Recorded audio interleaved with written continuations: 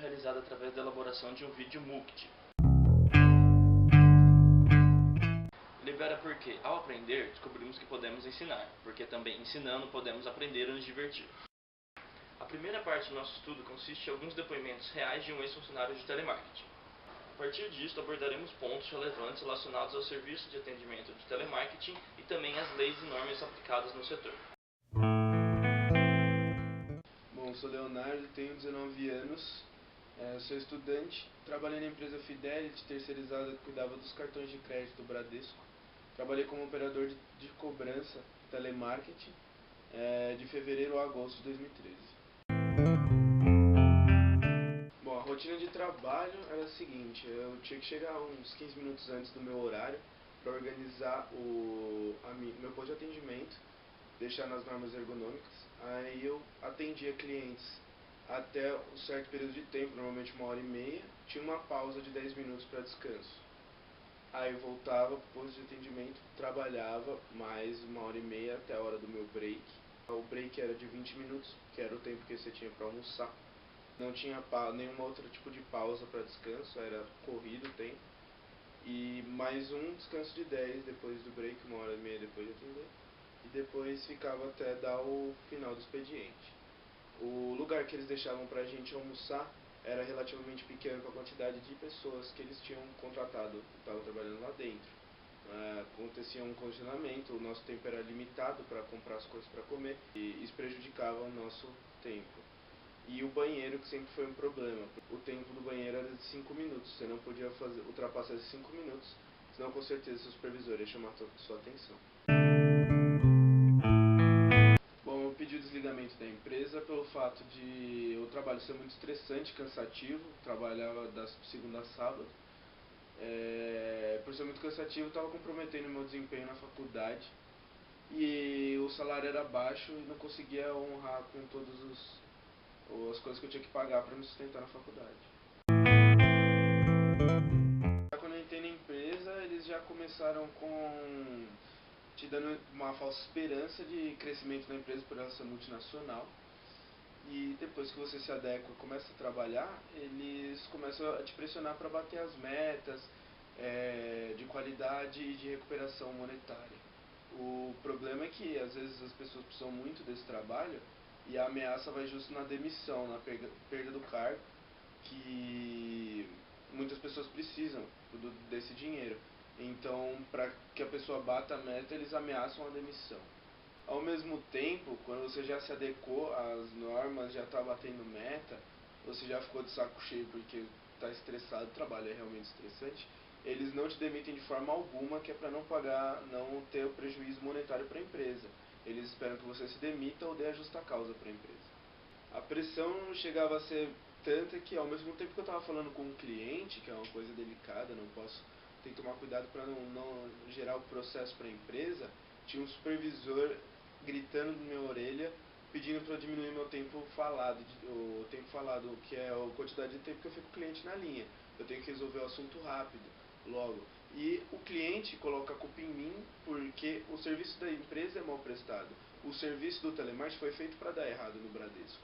Então, e a culpa sempre acabava em mim. Então eu tomava xingo dos dois cantos da situação, tanto do meu supervisor quanto do cliente. Quando eu tratava com clientes, às vezes o cliente ficava revoltado que eu não conseguia dar uma solução para ele.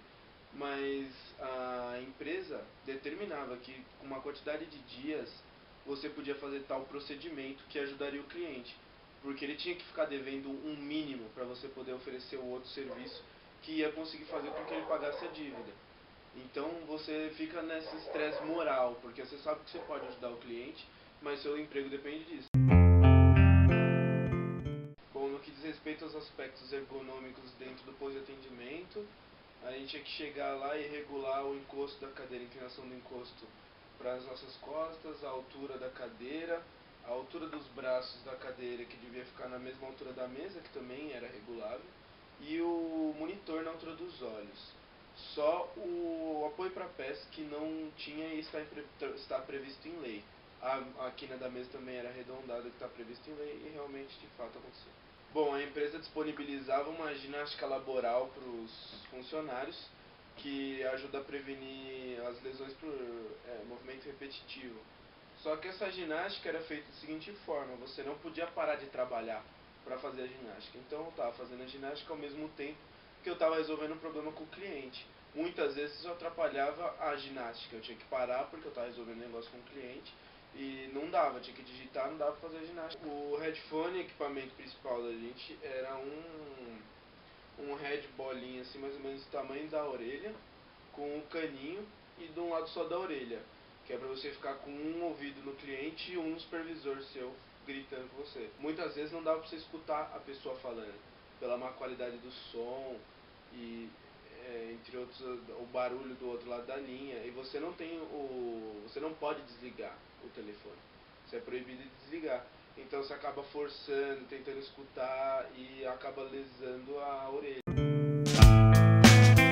Dentro da empresa era muito comum gritar com as pessoas, às vezes humilhação. Teve uma vez que a coordenadora pegou um supervisor pelo braço que ele devia ter feito alguma coisa errada, gritou com ele no meio de toda a operação para todos os operadores ouvirem e saiu carregando ele pelo braço, falando que ele não sabia fazer nada direito.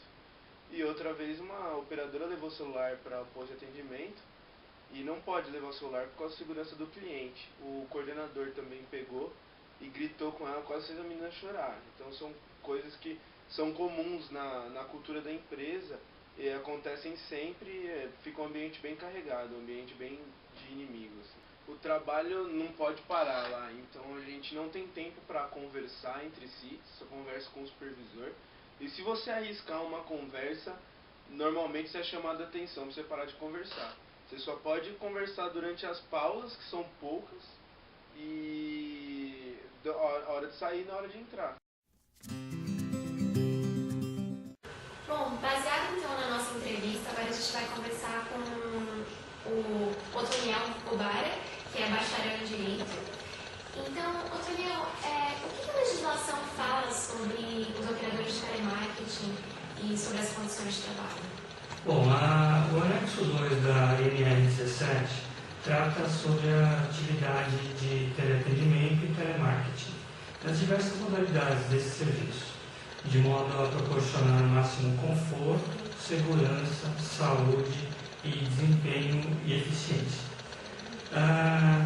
Agora, o artigo 227 da CLT trata a respeito da carga horária de quem trabalha nessa profissão, que passou de 8 para 6 horas, sendo que foi equiparada ao de telefonista, né, que já possuía essa carga horária, e após perceber que essa é uma profissão muito estressante e que os telefonistas também já possuem essa carga reduzida, né? E o artigo 227 da CLT foi quem tratou dessa diminuição de horário. Obrigada, Otoniel.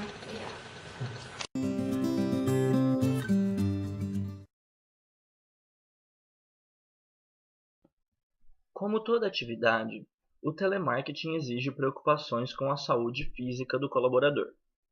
Cadeira confortável, apoio para os braços e pés, preocupação com os ruídos. No entanto, pode-se observar que o aspecto psicológico tem grande destaque, sendo o motivo pelo qual a rotatividade do setor é tão alta. Isto ocorre devido à grande pressão por atingir metas, com treinamento deficiente e a ambiente hostil por parte de clientes e até por parte da própria empresa. Como os intervalos são reduzidos e apenas para suprir necessidades básicas, a interação entre os colaboradores para assuntos alheios ao trabalho é praticamente inexistente e torna o ambiente impessoal. O objetivo das leis e normas de segurança e higiene do trabalho são melhorar o ambiente em prol do trabalhador e não prejudicar a empresa. Ao melhorar tal ambiente, a empresa poderia diminuir sua rotatividade e baixar seus custos com treinamento, contratações e demissões.